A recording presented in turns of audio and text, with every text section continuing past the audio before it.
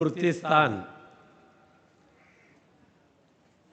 उद्धव बाळासाहेबांच्या शिवसेना पक्षाचे उमेदवार, महाविकास आघाडीचे उमेदवार वरुण सरदेसाई यांच्या प्रचारार्थ आपण सर्वजण उपस्थित राहिलेले आहात।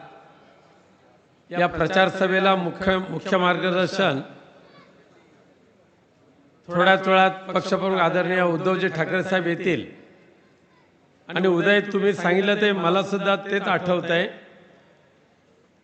स्वर्गीय बाळा सावंत यांच्या पहिल्या विधानसभेच्या निवडणुकीला आपल्या हिंदू हृदय सम्राट बाळासाहेब ठाकरेंनी याच ठिकाणी जाहीर सभा घेतली होती।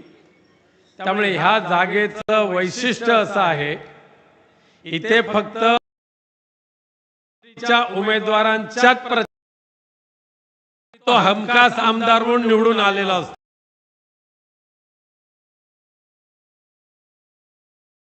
आपले लोकप्रिय आमदार सावंत यांची तळागाळातल्या लोकांचा आपला माणूस, गल्ली गल्लीमध्ये फिरणारा आपला हक्काचा माणूस, अडीअडचणीला धावून जाणारा आपला हक्काचा माणूस, म्हणून बाळा सावंत यांचं एक वेगळं वैशिष्ट्य होतं। बाळासाहेबांच्या गळ्यातला ताईत म्हणून बाळासाहेब आणि बाळा सावंत यांच्या नंतर तेवढ्याच लोकप्रियतेला पात्र ठरणारा आपला आमदार म्हणून वरुण सरदेसाईंचं नाव अभिमानाने घ्यावं लागेल तुम्हाला सर्वांना। एवढं मी वरुण सरदेसाईंना चांगल्या पद्धतीने ओळखतो। आदरणीय आदित्यजी ठाकरे युवा सेनेचे अध्यक्ष,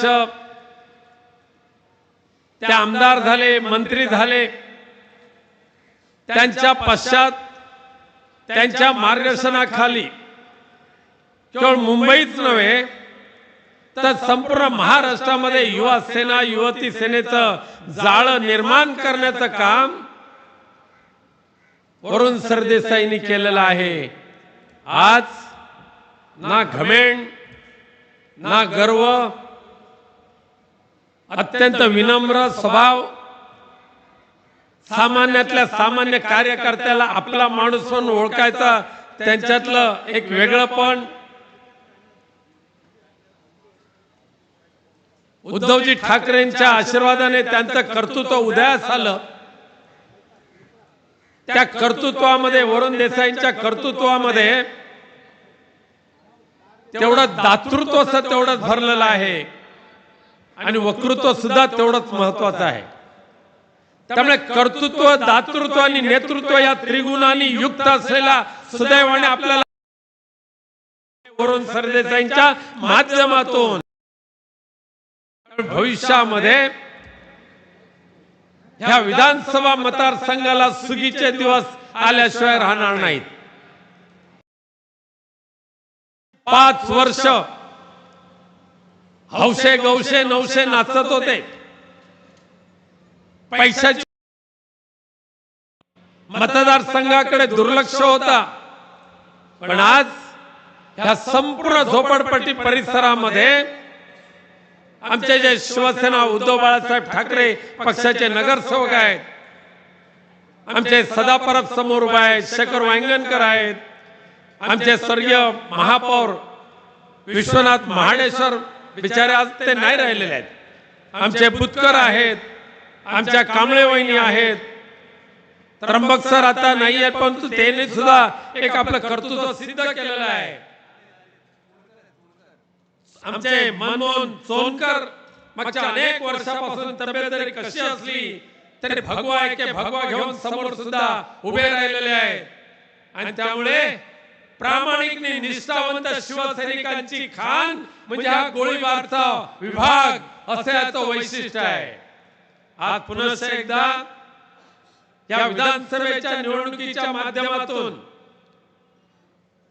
आमच्या गावाला येत काय, पाहुणे येत काय, मी आज खरं म्हणजे पाहुण्यांका आणि गावाल्यांका भेटा गेलाय।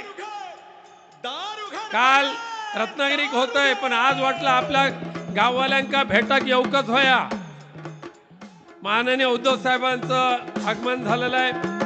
मिलिंद आमदार मिलिंद नार्वेकर यांचं आगमन झालेलं आहे. सत्वरी भूवरी ग अंबे सत्वरी भूवरी आदि माये तू ये आदि शक्ती तू ये आदि माये तू ये अनादि शक्ती तू ये असुरांचा संहार कराया मशाल हाती दे सत्वरी भूवरी ग अंबे सत्वरी भूवरी माननीय उद्धवजी ठाकरे साहेबांचं आगमन झालेलं आहे. तेजस ठाकरे यांचं आगमन झालेलं आहे. आमदार मिलिंद नार्वेकर यांचं आगमन झालेलं आहे. दुष्ट मातले भारत यांचे मर्दन करण्याये अत्याचारी दैत्यांपासून अभय आम्हाला दे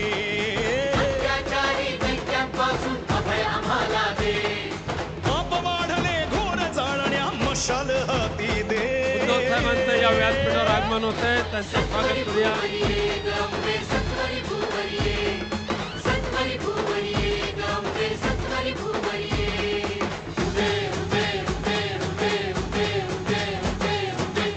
मशाल हाती दे गाई मशाल हाती दे. छत्रपती शिवाजी महाराजांच्या प्रतिमेस माननीय उद्धवजी पुष्पहार अर्पण करणार आहेत.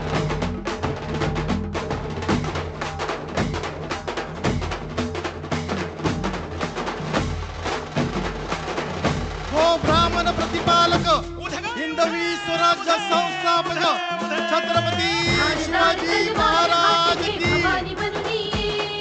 धारदार जलभार हाती घे भवानी बनून ये महिषासुर मारून टाकण्या दुर्गा बनून ये महिषासुर मारून टाकण्या दुर्गा बनून ये.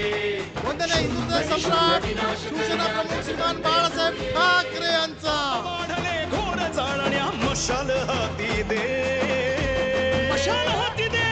बाळासाहेब सत्वरी भूवरी सत्वरी भूवरी गंगे सत्वरी भूवरी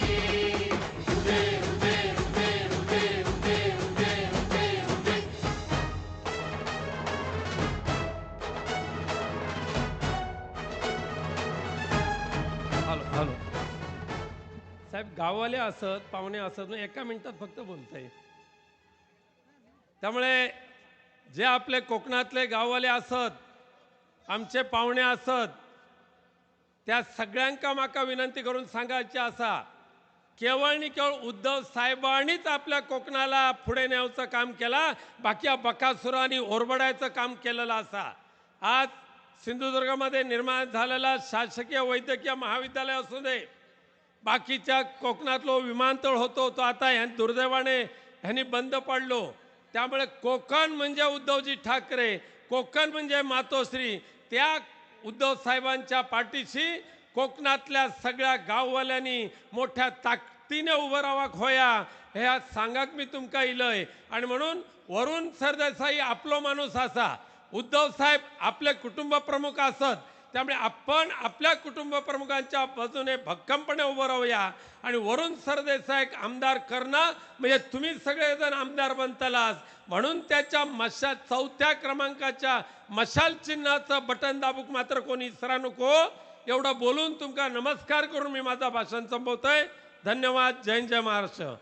आमच्या भगिनी आलेल्या आहेत, ताईवर या व्यासपीठावर या. शिंदेताई आमचे स्वर्गीय आमदार बाळा सावंत यांच्या भगिनी शिंदेताई, आजही तुम्ही निष्ठेने श्रद्धेने मातोश्रीशी प्रामाणिक राहिलात, उद्धव साहेबांशी प्रामाणिक राहिलात. आपल्या योगदानातून पुन्हा एकदा या. नाही, बसा तुम्ही, बसा. आणि मी वरुण सरदेसाईला आपलं मनोगत व्यक्त करण्याची विनंती करतो.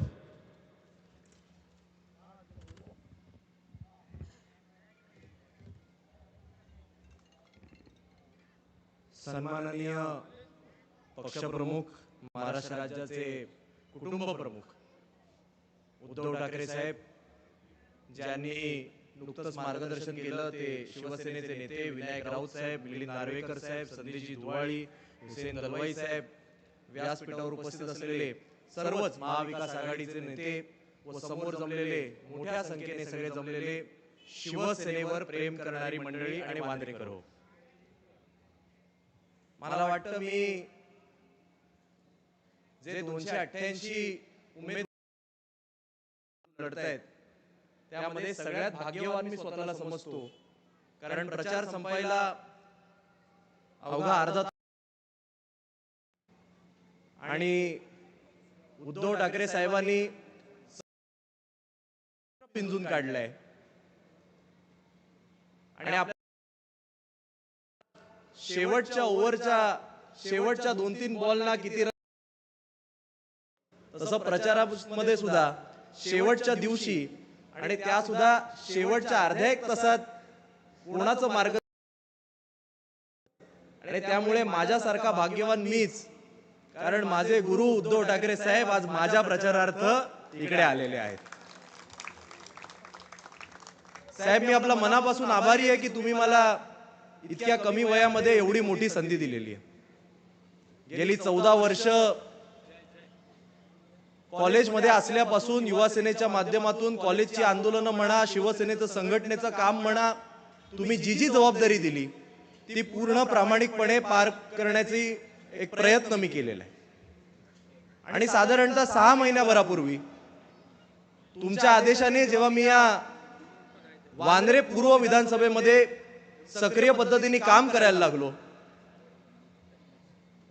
साहेब मी पूर्ण आत्मविश्वासाने सांगतो, या वांद्रे पूर्व मध्ये केवळ प्रत्येक गल्लीमध्ये नाही तर साहेब प्रत्येक घरापर्यंत मी जाण्याचा प्रयत्न केलेला आहे.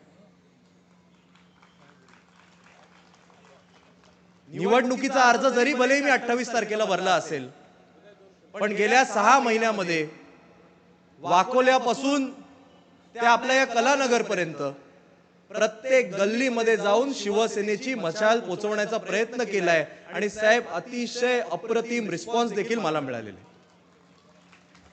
गेले 15 दिवस सकाळ संध्याकाळ सकाळी 9 वाजल्यापासून जो प्रचार सुरू होतो तो रात्री अगदी 10 वाजता जरी अधिकृत संपत असेल तरी नंतर बैठका घेत घेत 3-4 वाजेपर्यंत आमचा प्रचार चालतो, कारण लोकांचा ओढा वाढतच चाललाय, प्रेम वाढतच चाललंय.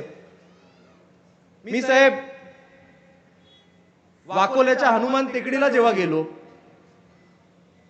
त्यावेळी मला लोकांनी सांगितलं, वरुण आमचं मत हे तुलाच आहे, कारण ओरिजिनल शिवसेनेचा तू उमेदवार आहेस, आम्ही फक्त ओरिजिनलला मानतो, नकलीला मानत नाही. हनुमान टेकडीच्या साहेब पुढे गेलो, तिकडे सांताक्रूज टीपीएसच्या उंच उंच बिल्डिंग आहेत, तिकडे मी प्रचाराला गेलो.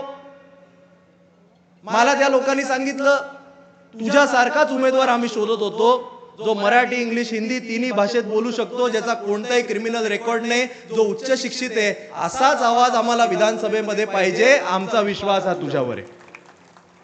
पुढे साहेब गोळीबार नाक्याला गेलो. गोळीबार नाक्याला गेलो, तिकडच्या तर लोकांनी असं माझं स्वागत केलं, मला म्हणाले या भाजपच्या विरोधात जर एकच कणखर देशामध्ये आवाज असेल तो उद्धव ठाकरे साहेबांचा आवाज आहे आणि तू त्यांचा शिलेदार आहेस, त्याच्यामुळे आमचं मत हे तुला आहे. पुढे साहेब सद्गुरू असेल, मराठा कॉलनी असेल, या संपूर्ण कोकणी पट्ट्यात फिरलो, ते तर आपले हमखास बाले किल्ले. तिकडे गेलो साहेब, त्यांनी मला सांगितलं तू तर आमच्या कोकणातलाच आहेस, आमचं मत हे तुलाच असणार आहे. पुढे साहेब 3 बंगला परिसरात गेलो. 3 बंगल्या परिसरातील सुद्धा लोकांनी मला सांगितलं की बाळा आम्ही तुझं पॅम्पलेट वाचलं, त्या पॅम्पलेट मध्ये तू असं लिहिलंयस की ज्या विद्यापीठामध्ये डॉक्टर बाबासाहेब आंबेडकर शिकले त्या जगप्रसिद्ध कोलंबिया विद्यापीठामधून तू मास्टर्स इन सिव्हिल इंजिनिअरिंगची पदवी मिळवलेली आहे आणि म्हणून आपल्या बाबासाहेबांच्या विद्यापीठात शिकलेल्या मुलाच्या मागेच आम्ही सगळे उभे राहणार. पुढे साहेब पूर्ण खटिकवाडी येते. खटिकवाडीमध्ये जेव्हा गेलो तेव्हा त्या लोकांनी सांगितलं की गेले 30-30 वर्ष आमचं मत हे केवळ आणि केवळ शिवसेनेच्याच बाजूने राहिलंय आणि तुझ्या पत्रकांमध्ये आम्हाला सगळ्यात जास्त एक गोष्ट आवडली ती म्हणजे सगळ्यात मोठा फोटो हा हिंदू हृदय सम्राट शिवसेना प्रमुख सन्माननीय श्री बाळासाहेब ठाकरे यांचा आहे, म्हणून आमचं मत आहे तुला साहेब. त्याच्या पुढे सगळा खेर नगरचा परिसर, खेर नगरच्या परिसरातील लोकांनी सांगितलं आमच्या माफक अपेक्षा आहेत.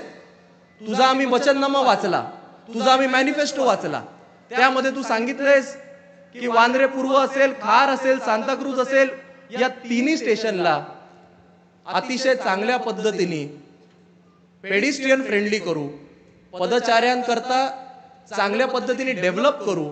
बेटा तू या एका आश्वासनावर खरा उतर, 100% खेरनर हे वरुण सरदेसाई यांच्या मागे आम्ही उभं करून दाखवतो. बेहरामपाड्यामध्ये गेलो, नौपाड्यामध्ये गेलो, त्यांनी मला साहेब एकच प्रश्न विचारला, तुम निशाली मशाल पे खडे हो, बेटा इतना ही बताओ कल तुम चुनकर आए तो मुख्यमंत्री के लिए किसे वोट दोगे? मी बोललो मेरा नेता एक ही है, उद्धव बाळासाहेब ठाकरे. आणि त्यांनी मला सांगितलं आम्हाला सुद्धा उद्धव साहेबांनाच मुख्यमंत्री व्हायचंय, त्यामुळे बेहराम, नौपाडा, गरीब नगरचे सुद्धा पूर्ण समर्थन आहे तुला असेल. पुढे साहेब ज्ञानेश्वर नगर मध्ये गेलो, ज्ञानेश्वर नगरच्या लोकांनी सांगितलं बाळा आमची सगळी परिस्थिती बघ, आम्ही कशा हालाकिलीच्या वातावरणात राहतोय, आम्हाला या संपूर्ण भागाची डेव्हलपमेंट करून पाहिजे, ही डेव्हलपमेंट करायला तू मदत करशील का? याचा पुढाकार हा शिवसेना नेते अनिल परब साहेबांनी घेतलेला आहे, त्यांच्या खांद्याला खांदा लावून तू आमच्या सोबत रस्त्यावर उतरशील का? मी म्हणालो वांद्र्यातील केवळ ज्ञानेश्वर नगर नाही तर प्रत्येक नागरिकाला स्वतःच्या हक्काची पक्की घरं मिळवून देण्याकरता मी कटिबद्ध आहे, आणि म्हणून संपूर्ण ज्ञानेश्वर नगरनी सुद्धा मला आशीर्वाद दिलेला आहे. बाजूला साहेब भारतनगरला स्वतः आदित्य ठाकरे साहेबांची सभा झाली. आपण फोटो पाहिले असतील नसतील, आपण कदाचित साहेब व्यस्त होतात. 8-10 हजार लोक त्या सभेला उपस्थित होते. त्या सगळ्यांनी सांगितलं की अदानी नावाचा राक्षस आज असा संपूर्ण मुंबई गिळतोय, तसा आमचा भारतनगर सुद्धा गिळण्याचा प्रयत्न करतोय, आणि त्यामुळे आमची विनंती आहे की अदानीला तुम्ही विरोध करणार का? मी त्यांना सांगितलं संपूर्ण देशात अदानीला जर कोणी विरोध केला असेल तर तो माझ्या नेत्यांनी उद्धव ठाकरे साहेबांनी केलाय. मी धारावी मोर्चाचे फोटो दाखवले, आणि त्यामुळे भारतनगर सुद्धा साहेब आपल्या सोबत उभं राहिलं. गव्हर्नमेंट कॉलनीच्या हक्काच्या घरांसाठीचा लढा आपण लढतोय, त्यामुळे गव्हर्नमेंट कॉलनी तर आपल्या सोबत आहेच. सिद्धार्थ कॉलनीच्या लोकांनी साहेब सांगितलं तुम्ही संविधान वाचवण्याच्या बाजूची भूमिका लोकसभेला घेतलेली, म्हणून आम्ही तुमच्या सोबत आहोत. आणि साहेब MIG, गांधीनगर आणि त्या सगळ्या हायराईजच्या लोकांकडे जेव्हा मी गेलो, त्यांनी मला सांगितलं अरे बाळा आमच्या बाजूला मातोश्री आहे, आणि मातोश्रीच्या अंगणात भगवाच शोभतो, त्यामुळे आमचा पाठिंबा तुला. आणि म्हणून साहेब संपूर्ण परिसर हा आता आपल्या बाजूनी आहे, आणि केवळ प्रचाराचा जो काही शेवटचा शिक्का आहे तो मारण्याकरता आज मी तुम्हाला आमंत्रित केलेला आहे, तुमचे आशीर्वाद घेण्याकरता मी बोलवलेला आहे, आणि तुम्ही आलात म्हणून खरंच मी आभारी आहे. मला माहिती आहे वेळ कमी आहे, मी अवघे 2 ते 3 मिनिटात माझं भाषण संपवणार आहे. साहेब आज या वांद्रे पूर्व विधानसभेमध्ये शिवसेनेने अनेक नेते घडवले, आणि मला अभिमान आहे की त्यांच्या सोबतचा प्रत्येक सहकारी आज माझ्यासोबत उभा आहे. साहेब सरपोतदार साहेबांनी या विभागाचं नेतृत्व केलं, आज त्यांचा नातू जय सरपोतदार हा माझा मुख्य निवडणूक प्रतिनिधी म्हणून काम करतोय. साहेब इकडे श्रीकांत सळमरकर साहेबांनी नेतृत्व केलं, त्यांचा साहेब वसा आणि वारसा पुढे घेऊन जाणारा हरीश शास्त्री आणि त्यांची संपूर्ण टीम आज साहेब माझ्यासोबत आहे. साहेब इकडे बाळासाहेब साहेबांसारखा एक उमदा नेता आमदार मिळाला होता, आणि सांगायला अतिशय अभिमान वाटतो की त्यांचं कुटुंबीयच आज साहेब आपल्या सोबत इकडे उपस्थित आहे. साहेब त्यांच्या सोबत असलेला प्रत्येक शाखा प्रमुख, उपशाखा प्रमुख आज साहेब माझ्या खांद्याला खांदा लावून मला मार्गदर्शन करत माझ्या प्रचारामध्ये आहे, एवढं मी स्वतःला भाग्यवान समजतो. महाडेश्वर साहेबांसारखा एक अत्यंत चांगला नेता या विभागाला लाभला, आणि आज महाडेश्वर वहिनींनी देखील मला हात पकडून संपूर्ण परिसर साहेब फिरवलेला आहे. आणि स्वतः अनिल परब साहेब आणि त्यांची संपूर्ण टीम, आमचे सगळे नगरसेवक, सगळे शाखा प्रमुख यांचे देखील मी मनापासून आभार मानू इच्छितो, कारण आज त्यांच्यामुळेच हे जे काही आपण वैभव उभं करू शकलोय हे आज आपण सगळे पाहतोय. साहेब हा प्रचार करत असताना काँग्रेस आणि राष्ट्रवादीच्या सुद्धा सगळ्या नेत्यांची मला अतिशय जबरदस्त अशी मदत मिळालेली आहे, आणि त्यामुळे साहेब विजय आपला निश्चित आहे. मला प्रश्न हा केवळ भाजपला विचारायचा आहे, कारण साहेब तुमचं एक जे स्वप्न होतं हे 23 तारखेच्या आधीच आम्ही पूर्ण करून दाखवलंय. वांद्रे पूर्व मधून कुठले आम्ही 14 उमेदवार आहोत, कोणीही देवेंद्रजींचा फोटो लावलेला नाही, एकनाथ शिंदेचा फोटो लावलेला नाही, दोघांनाही आम्ही वांद्रे पूर्वतनं हद्दपार करून टाकलेले. माझा प्रश्न भाजपला आहे, तुम्ही एवढे लाचार कसे? तुमचे उमेदवार दिशान सिद्दीकी साहेब हे मोदीजींचा पण तो फोटो लावत नाही, हे स्वतःहूनच त्याच्या मिरवणुकीत सामील होतात. अरे लाजा वाटत नाहीत का 500 आणि 1000 रुपये खिशात घालून जो माणूस तुमच्या नेत्याला विचारत नाही त्याच्या मागे मागे फिरताना? आणि म्हणून साहेब एवढंच मी आपल्याला सांगू इच्छितो की विजय आपला पक्का आहे. आणि उपस्थित असलेली जी काही सगळी मंडळी आहे यांना माझं एवढंच सांगणं आहे की तुम्ही आजपर्यंत प्रचंड प्रेम प्रचाराच्या माध्यमातून मला दिलेलं आहे. येत्या 20 तारखेला 4 नंबरचं बटन मशालीचं तुम्ही दाबणारच आहात. पण आता पुढचे 2 दिवस हे महत्वाचे आहेत. अनेक लोक येतील, तुम्हाला आमिष दाखवतील, खोट्या भूलथापा देतील. कोणी कृपया बळी पडू नका. इकडे 2019ला तृप्ती सावंत या अपक्ष लढल्या आणि त्यांनी आपली मतं खाल्ली आणि आपला घात केला. आणि आज तोच परत एकदा कुटील डाव हा भाजप आणि त्यांच्या मित्र पक्षांनी उभा केलाय. तृप्ती सावंत या मनसेमधनं उभ्या आहेत. पण साहेब मी तुम्हाला आश्वासित करू इच्छितो, त्यांच्या सोबत त्या केवळ एकट्या गेलेल्या आहेत. सावंत कुटुंबीय आज इकडे आणि सावंत साहेबांचा वारसा चालवणारे सगळे शिवसैनिक सुद्धा आज आपल्या सोबत इकडे आहेत. त्यामुळे त्यांना त्या एकट्या पडलेल्या आहेत. कोणीही त्यांना मत देऊ नका, एवढंच लक्षात ठेवा. तृप्ती सावंत यांना मत म्हणजे जिशान सिद्दीकी यांना मत, त्या बंटीला मत म्हणजे जिशान सिद्दीकी यांना मत. यांचं काम हे जिंकणं नाहीये, यांना उभंच केलं गेलंय हे मशालीची मतं खाण्याकरता. सुज्ञ आता मतदारांनी होण्याची गरज आहे. कोणी इकडे तिकडे पाहू नका. आपल्याला आपल्या मनातले मुख्यमंत्री आज आपल्या समोर बसलेले आहेत. मी तुम्हाला पूर्ण गॅरंटीनी सांगतो, कृपया आजपर्यंत तुम्ही माझ्यावर जसं प्रेम दाखवलंय तसंच प्रेम हे येत्या 20 तारखेला सुद्धा दाखवा. ज्या दिवशी 23 तारखेला निकाल लागतील, भरघोस मतांनी तुमच्या आशीर्वादाने मी आमदार म्हणून निवडून येईल. असं काम करून दाखवीन की पुढच्या 5 वर्षानंतर तुम्ही म्हणाल वरून प्रचाराला आला नाहीस तरी चालेल, आमचं मत हे तुला तुला आणि तुलाच असेल. एवढाच मी तुम्हाला शब्द देतो. आणि परत एकदा उद्धव ठाकरे साहेब आणि सगळ्या नेत्यांचे आभार मानतो. तुम्ही इकडे आलात, धन्यवाद. जय हिंद, जय महाराष्ट्र.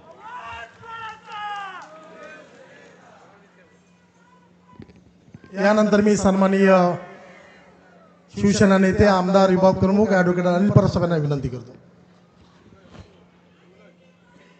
महाविकास आघाडीचे उमेदवार व शिवसेना उद्धव बाळासाहेब ठाकरे गटाचे श्री वरुण सरदेसाई यांच्या प्रचारासाठी आयोजित केलेल्या सभेसाठी उपस्थित व्यासपीठावरचे आमचे शिवसेनेचे पक्षप्रमुख माननीय उद्धवजी व सन्माननीय व्यासपीठ. आत्ताच वरुण सरदेसाई यांनी पूर्ण मतदारसंघाचा आढावा घेतलेला आहे आणि ह्या मतदारसंघामध्ये प्रत्येक कोपरानं कोपरा हा त्यांना आता तोंडपाठ झालेला आहे. त्यामुळे या विभागाच्या समस्या, या विभागाचं नेमकं उत्तर काय हे जर सगळे उमेदवार उभे केले व्यासपीठावर तर त्याच्यात मला 100% खात्री आहे या विभागाच्या समस्या आणि त्याचं उत्तर हे फक्त वरुण सरदेसाईच देऊ शकतात, दुसरा कुठलाही उमेदवार देऊ शकत नाही. त्याचं कारण असं आहे की मागच्या वेळेला आपल्या गफलतीमुळे जिशान सिद्दीकी निवडून आले. हा जो व्यासपीठ आज जिथे उभं केलंय याच्या दोन्ही बाजूच्या ज्या वस्त्या आहेत किंवा हे 3 वॉर्ड जे आजूबाजूला लागून आहेत हे तिघेही शिवसेनेचे बालेकिल्ले म्हणून ओळखले जातात. आणि ह्या बालेकिल्ल्यामध्ये शिवसेनेच्या व्यतिरिक्त कधीच आजपर्यंत दुसरा कुठलाही झेंडा फडकलेला नाही. त्यामुळे मला खात्री आहे आणि आम्हाला आजपर्यंतचा अनुभव आहे की या नाक्यावरती जी सभा होते ही नेहमी आतापर्यंतच्या इतिहासामध्ये ही विजयी सभाच ठरलेली आहे आणि आज ती सभा होऊ घातलेली आहे. आणि उद्धव साहेबांनी या विभागातल्या नागरिकांना ज्या ज्या वेळेला आवाहन केलेलं आहे ह्या विभागातले सर्व नागरिक शिवसेनेच्या पाठीशी अतिशय मजबूतीने उभे आहेत. मी वेळ कमी असल्यामुळे फक्त एवढंच सांगू इच्छितो की उद्धव साहेब तर आपल्या भाषणात सांगतीलच, परंतु ज्या वेळेला ह्या विभागाचा सगळ्यात महत्त्वाचा जो प्रश्न आहे आपल्या घरांचा, त्या बाबतीतला गृहनिर्माण धोरणाची सुरुवात ज्यावेळेला 2014 ते 19ला ज्यावेळेला सरकार होतं त्यावेळेला उद्धव साहेबांच्या हस्ते एक धोरणाचा 1 टप्पा पूर्ण झाला होता, परंतु बाकीचं गृहनिर्माण धोरण काही कारणास्तव पूर्ण होऊ शकलं नाही. सगळ्यात मोठा प्रश्न आहे हा जो रिडेव्हलपमेंटचा प्रश्न आहे, पण त्याच्याच बरोबर साहेबांचं एकच फक्त मी आपणास सांगू इच्छितो की या विभागामध्ये फार मोठ्या प्रमाणात या डिफेन्सच्या जमिनी आहेत आणि म्हणून या विभागाचा विकास होताना जिथे कलेक्टरच्या जमिनी आहेत तिथे विकास होतोय, परंतु त्याच्या बाजूला ज्या डिफेन्सच्या ज्या जमिनी आहेत त्याच्यावरती आतापर्यंत विकास होऊ शकत नाही. उद्धव साहेब ज्या वेळेला मुख्यमंत्री होते त्यावेळेला हा प्रश्न आम्ही लावून धरला होता आणि केंद्र सरकारशी सगळा पत्रव्यवहार होऊन उद्धव साहेबांनी एक प्रस्ताव पाठवला होता की 50-50% केंद्र सरकार आणि राज्य सरकारचं या जमिनीमध्ये विभाजन व्हावं. आणि तो प्रस्ताव ज्या वेळेला सरकारकडे गेला, सरकारने एक उच्चस्तरीय समिती मुख्य आमचे जे चीफ सेक्रेटरी असतात त्यांच्या अध्यक्षतेखाली ठेवली होती आणि त्यांना हा प्रस्ताव फायनल करून केंद्र सरकारकडे पाठवायला सांगितला होता. दुर्दैवाने त्याच वेळेला सरकार आमचं गेलं, नाहीतर येवाना हा प्रश्न 100% सुटला असता, हा मला विश्वास आहे. आणि हा जो काय अडकलेला थोडासा आपला जो पट्टा आहे या पट्ट्याच्या बाबतीतला हा जो काय गेल्या कित्येक वर्षाचा प्रश्न आहे हा सोडवण्याचा पूर्णपणे उद्धव साहेब मुख्यमंत्री असताना प्रयत्न झाला होता. आता मला खात्री आहे महाविकास आघाडीचं सरकार उद्धव साहेबांच्या मुख्यमंत्री पदाच्या नेतृत्वाखाली कार्यरत होईल. त्यावेळेला सगळ्यात पहिले जे काही निर्णय घेतले जातील त्याच्यामध्ये हा केंद्र सरकारच्या जमिनीवरचा जो प्रश्न आहे हा फक्त इथेच नाहीये, काही ठिकाणी पुढे पण आहे. हा प्रश्न काही ठिकाणी रेल्वेच्या जमिनीवरचा प्रश्न आहे. हा पहिला प्रश्न मार्गी लागेल असा मला विश्वास आहे. किंबहुना मी उद्धव साहेबांना विनंती करतो की साहेब आपण मुख्यमंत्री झाल्यावरती सगळ्यात पहिल्या प्रश्नाला आपल्याला पहिले 10 प्रश्न जे घेऊ त्याच्यामध्ये मुंबईच्या रिडेव्हलपमेंटमध्ये सगळ्यात मोठी अडचण असलेला हा प्रश्न आपण मार्गी लावावा अशी विनंती मी करतो. कारण अर्ध्यावरती आपण आणून ठेवलेलाच आहे, थोडासा फक्त पुढे घेऊन जायची गरज आहे. त्याचबरोबर बाकीचे जे रिडेव्हलपमेंटचे प्रश्न आहेत त्याच्या बाबतीत साहेब आपलं धोरण सांगतीलच. परंतु मला एक गोष्ट विश्वास आहे की या विभागाने शिवसेनेवरती सतत प्रेम केलेलं आहे. कधी आजपर्यंत कोणाला दुसऱ्याला कधी शिक्का मारला नाही. परंतु आता जसं वरुण सरदेसाईंनी सांगितलं की सगळे हा विभाग उभे करणारे जे लोक होते या विभागातले, मग सरपोतदार साहेब असतील, बाळा सावंत असतील, सरमळकर असतील, माडेश्वर सर असतील, मी असतील, आम्ही सगळे आज कुठेही गेलेले नाही, आम्ही सगळे तुमच्या बरोबर आहोत. त्यामुळे ह्या विभागातली सगळी जनता जी यांच्या बरोबर आहे ती सगळी वरुण सरदेसाईंच्या बरोबर आहे एवढं नक्की मला माहिती आहे. त्यामुळे आपण तशी चिंता करायची गरज नाही. फक्त या विभागातील जनतेला नेहमी असं एक असतं की उद्धव साहेबांची शेवटची सभा आमच्या विभागात व्हावी आणि ही सभा आज शेवटची होते. मला आठवत आहे की महानगरपालिकेच्या आतापर्यंतच्या सगळ्या बऱ्याचशा सभा झाल्या, त्याच्यात महानगरपालिकेच्या प्रचाराच्या शेवटची सभा ही बऱ्याच वेळा इथेच झालेली आहे आणि त्या वेळेला महानगरपालिकेवरती शिवसेनेचा भगवा हा फडकलेला आहे. आणि म्हणून मला आज विश्वास आहे की आज आपली ते प्रचाराची सांगते सभा होते आणि आता मी मला जो विश्वास आहे की या वेळेला देखील विधानसभेवरती महाविकास आघाडीचा भगवा फडकेल आणि त्या भगवण्याचं नेतृत्व महाराष्ट्र विधानसभेचं नेतृत्व महाराष्ट्राचे मुख्यमंत्री उद्धवजी ठाकरे करतील. आणि त्या वेळेला विश्वासदर्शक ठराव ज्या वेळेला येतो त्या वेळेला आपल्याला माहिती आहे की सगळ्या आमदारांना हात वर करून सांगावं लागतं, मी वरुण सरदेसाई वांद्रे पूर्व मतदारसंघाचा आमदार म्हणून उद्धव साहेबांच्या विश्वासदर्शक ठरावाला मी माझे समर्थन देत आहे. आणि असे समर्थन बघण्याची काही दिवसाची आमची आम्हाला वाट बघायची आहे.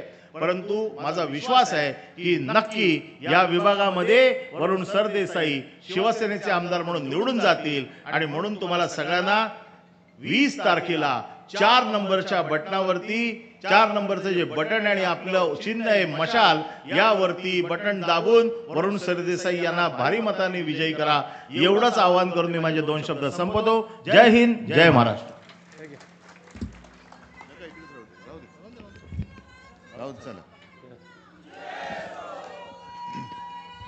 उपस्थित सर्व बांधवांनो, भगिनींनो आणि मातांनो, थांबा 10-15 मिनिटं राहिलेत.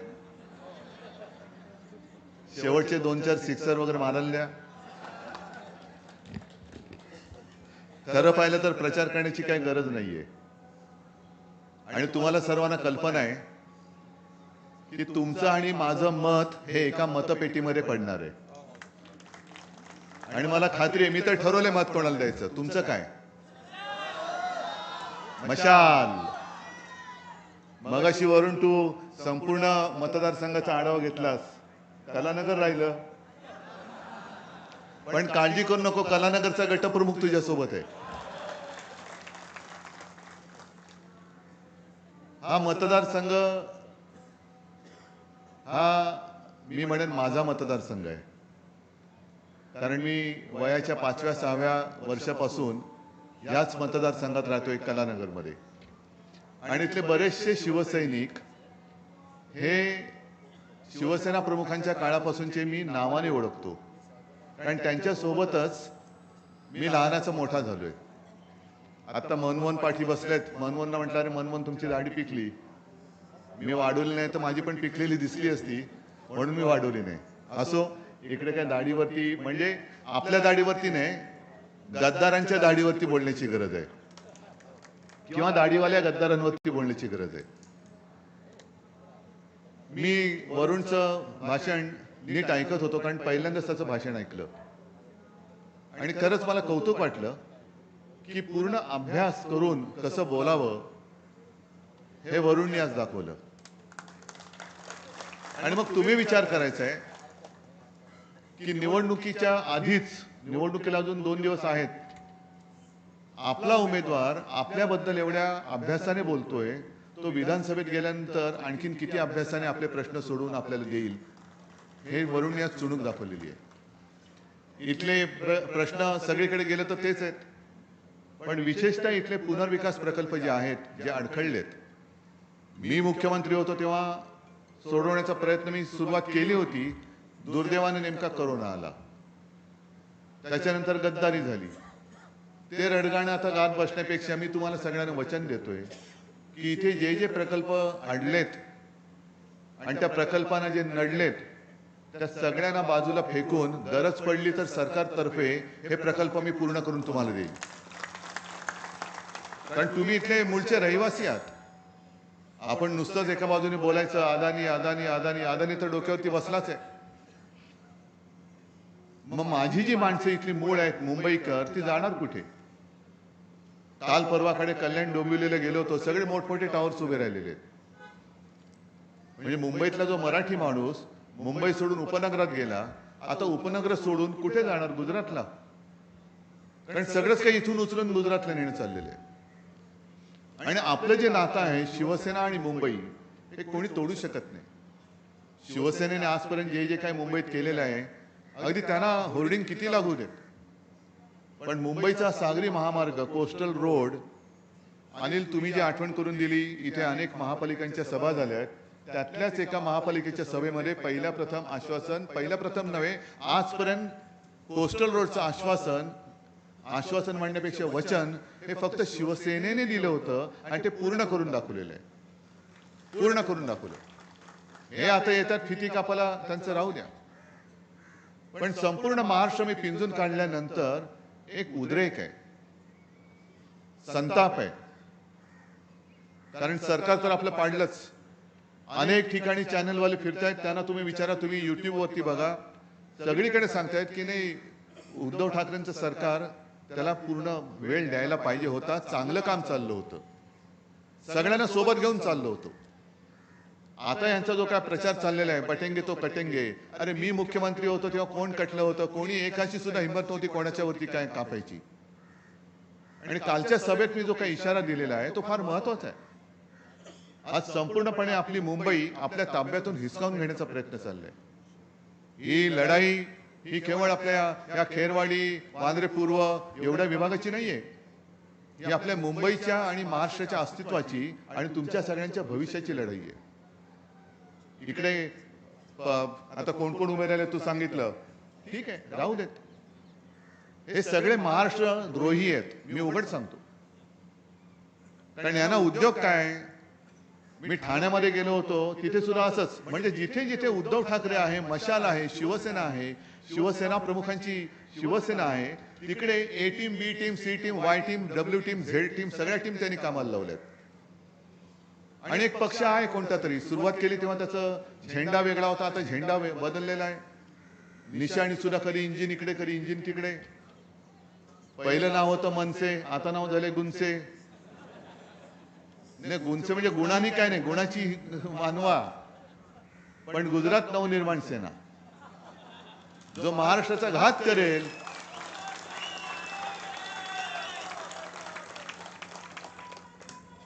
जो कोणी महाराष्ट्राचा घात करेल त्याला गुणचे साथ देणार, हे त्यांनी ठरवलेलंच आहे. म्हणजे ध्येय नाही, धोरण नाही, दिशा नाही, काय वाटेल ते बोलायचं. आज पण काहीतरी बोलत, मी काय त्याच्यामध्ये जात नाही, कारण मी तुम्हाला बांधिले. तुमच्या आयुष्यामध्ये सुखाचे समाधानाचे दिवस कसे आणायचे याच्यासाठी मी झटतोय. जी काही आपण वचनं दिलेली आहेत ती वचनं ही विचारपूर्वक दिलेली आहेत.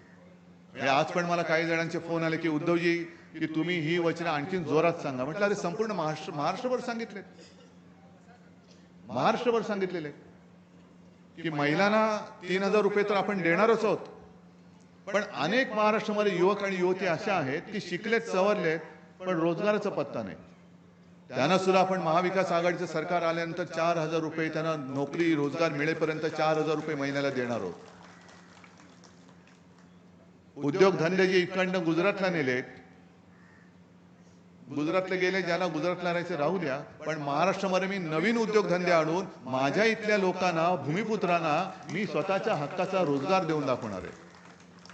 महिलांसाठी तर आपण ठरवलंच आहे, जसं 3,000 रुपये देतो आहोत तसंच शासकीय बस सेवा हे यांचं काम आहे, अर्धवट रावांचं काम आहे. महाझुटी, त्याला शब्द चांगला आहे, महाझुटीचं सरकार. हे अर्धवट काम करतात. म्हणजे महिलांना अर्ध भाडं माफ नाही, आम्ही पूर्ण भाडं माफ करणार आहोत, पूर्ण तिकीट पूर्ण माफ महिलांना. आणि एवढंच नाही तर रेल्वेमधून सुद्धा, कारण मगाशी मी आलो, विनायक राऊत आपल्या कोकणी भाषेत बोलत होते, मालवणी भाषेत बोलत होते. म्हणजे आपले जे चाकरमान आहेत, जे इकडनं ऑफिसमध्ये नोकरीला जातात, कोकणामध्ये जातात, सगळीकडे जातात, म्हणजे केवळ मालवणीच नाही तर मुंबईमध्ये नव्हे, महाराष्ट्रामध्ये जितक्या महिला आहेत त्या महिलांना मोफत प्रवास, रेल्वे प्रवास करा, ही मागणी आपण आग्रहाने मोदींकडे करणार आहोत. आणि मग बघू ना मोदींचं प्रेम. खरंच त्यांच्या बहिणी लाडक्या असतील तर मोदीजी तुम्ही माझ्या इथल्या महाराष्ट्रातल्या महिलांना देशभर करू शकला तर आनंद आहे, पण किमान माझ्या महाराष्ट्रातल्या महिलांना मुंबईमध्ये आणि महाराष्ट्रभर रेल्वे प्रवास मोफत करून दाखवा, तर आम्ही मानू की तुमचं खरोखर बहिणीवरती प्रेम आहे. नाहीतर बहिणी एका बाजूला सुरक्षितता कुठेतरी गेलेली आहे. अमित शहा काल पळाले कारण सभेला गर्दीच जमत नाही. मोदी सुद्धा परवा शिवाजी पार्कवरती आले आणि रिकाम्या खुर्च्यांशी संवाद करून गेले. भाई और बहनों, कोणीच नाही, सगळे रिकाम पडले, रिकाम. म्हणजे सगळे ओसाड पाटील की, ओसाड गावची पाटील की. आणि अमित शहाना गर्दी जमत नाही. मग त्यांना कळलंय मणिपूर जळते आणि मग मणिपूरचं कारण देऊन हे पळून गेले सभा रद्द करून. पण अमित शहा आणि नरेंद्र मोदी जेव्हा इथे प्रचाराला फिरत होते त्याच वेळेला मणिपूरमध्ये सुद्धा महिलांवरती अत्याचार होतच होते, बातम्या येत नव्हत्या. जेव्हा दोघे इकडे प्रचाराला फिरत होते तेव्हा तिथे एका आदिवासी महिलेवरती अत्याचार करून, 31 वर्षाची आदिवासी महिला होती, तिच्यावरती अत्याचार करून तिला जिवंत जाळून टाकण्यात आलं. आणि इकडे मतं मागत होते. काय कशाचा कशाला पत्ता नाही. हिंदू मुसलमान वाद करायचा आहेत ना आज सगळे. मी तर म्हणेन आपलं हिंदुत्व काय आहे हे आता कळल्यामुळे सगळे मुसलमान हे आपल्या सोबत आलेले आहेत. मी परवा कुठल्या सभेत होतो, तिकडे एका ख्रिश्चन धर्मगुरू आले आणि त्यांनी मला पाठिंब्याचं पत्र दिलं. बौद्ध समाज आपल्या सोबत आलेले आहे, कारण त्यांना कोणाला आता मारामारा नको आहेत, दंगली नको आहेत. किती काळ करायचं, किती आयुष्य त्याच्यात फुकट घालवायचं. सगळे एकत्र होऊन जर का आपली ताकद दाखवली आणि केवळ आपण एकत्र आलो तर फक्त बांद्रे पूर्वच नाही तर आपला महाराष्ट्र हा देशातला नव्हे जगातला सगळ्यात उत्तम राज्य म्हणून प्रसिद्धी झाल्याशिवाय राहणार नाही. आणि एकजूट केली तर आपण हे करू शकतो. कोरोना काळामध्ये सुद्धा तुम्ही सगळ्यांनी जे सहकार्य केलं, राज्यामध्ये जे जे आपण केलं होतं, मला नाही आठवत देशामध्ये कुठल्या राज्याने असं केलं होतं. आणि जेव्हा गंगेमध्ये प्रेत वाहत होती, उत्तर प्रदेशमध्ये सार्वजनिक चिता पेटल्या होत्या, गुजरातमध्ये सार्वजनिक चिता पेटल्या होत्या, तेव्हा महाराष्ट्रामध्ये अशी कोणतीही दुर्घटना किंवा अशी परिस्थिती उद्भवली नव्हती. याचं कारण केवळ आणि केवळ तुम्ही केलेलं सहकार्य, बाकी काही नाही. पण प्रशासन कुठे होतं?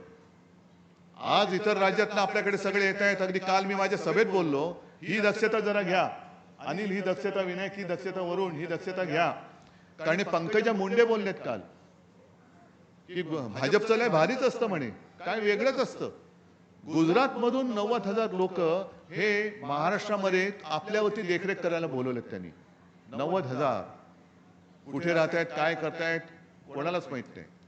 पण इतर राज्यातनं जेव्हा तुम्ही लोक आणून आमच्या डोक्यावरती बोकांडी बसवतात, याचा अर्थ तुमचा हेतू साफ नाहीये. तुम्हाला महाराष्ट्राचं कल्याण करण्यासाठी तुम्ही आलेले नाहीत, तर महाराष्ट्र बळकवण्यासाठी, होय माझी मुंबई ही माझ्या महाराष्ट्रापासून तोडण्यासाठी तुम्ही आला आहात. हा माझा स्पष्ट आरोप आहे त्यांच्यावरती. द्या उत्तर त्यांनी.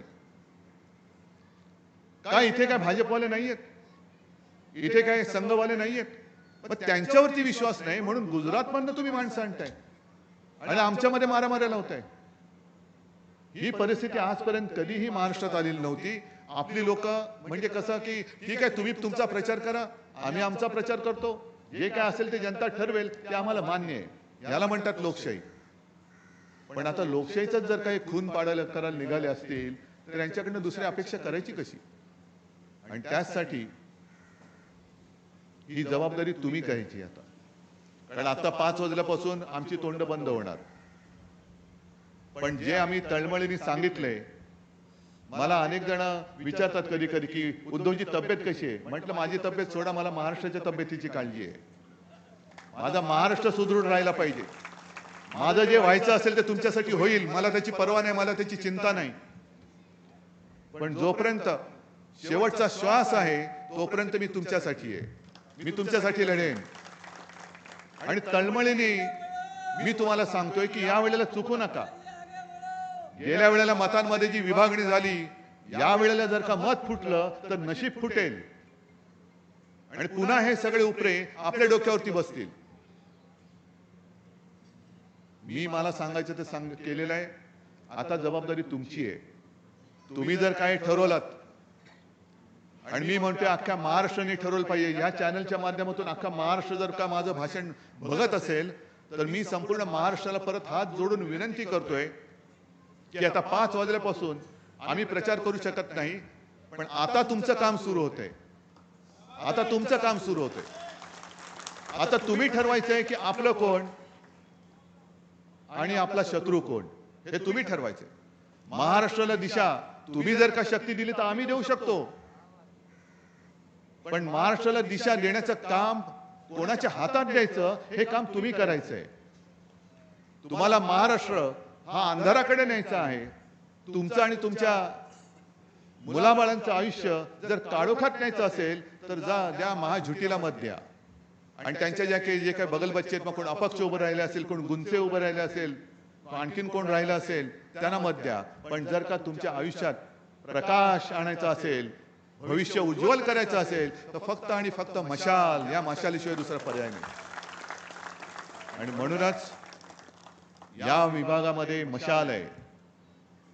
पूर्ण महाराष्ट्रामध्ये जिथे जिथे मशाल असेल तिथे मशाल, जिथे जिथे काँग्रेसचा हात असेल तिथे काँग्रेसचा हात, आणि जिथे जिथे राष्ट्रवादीची तुतारी असेल तिथे तुतारी. चौथं चिन्ह येता कामा नये म्हणजे नये. या 3 पेक्षा चौथं चिन्ह कोणतंही आलं तरी ते महाराष्ट्र घातक्यांचं असणार आहे. म्हणून कृपा करून एकच विनंती करतो, चौथ्या चिन्हावरती बटन दाबायचं नाही. दुसरा म्हणजे आपल्याचा नंबर इकडे 4 आहे, पण मी एकूण चिन्ह सांगतोय. मशाल, हात आणि तुतारी, याच्या पलीकडे चिन्ह नाही. आणि हे चिन्ह मशाल, तुम्ही बघितलं असेल की शिवसेना प्रमुखांचा एक व्हिडिओ जुना सापडला. कसल्या निशाणा तुम्हाला दिलेल्या आहेत. आज मी तुम्हाला धगधगती मशाल हातामध्ये देतोय, हे शिवसेना प्रमुखांनी सांगितलेलं आहे स्वतः. त्यांचा पण व्हिडिओ आहे. आणि मला वाटतं तुम्ही सगळ्यांनी ठरवलेलं आहातच, हातामध्ये मशाल नुसती हातात असून नाही चालणार नाही, तर हृदयामध्ये सुद्धा तुमच्या मशाल धगधगते आहे.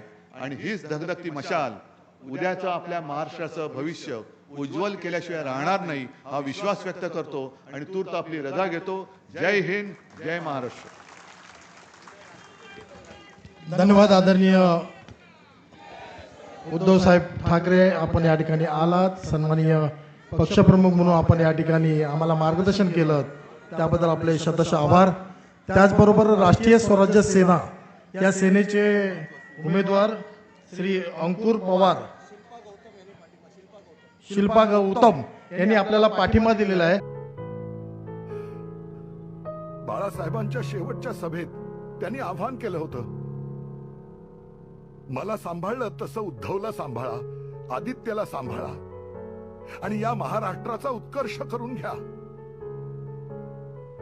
तरी तुमच्या मनाला हे पाप कसं शिवलं? दुःखाचा संकटांचा डोंगर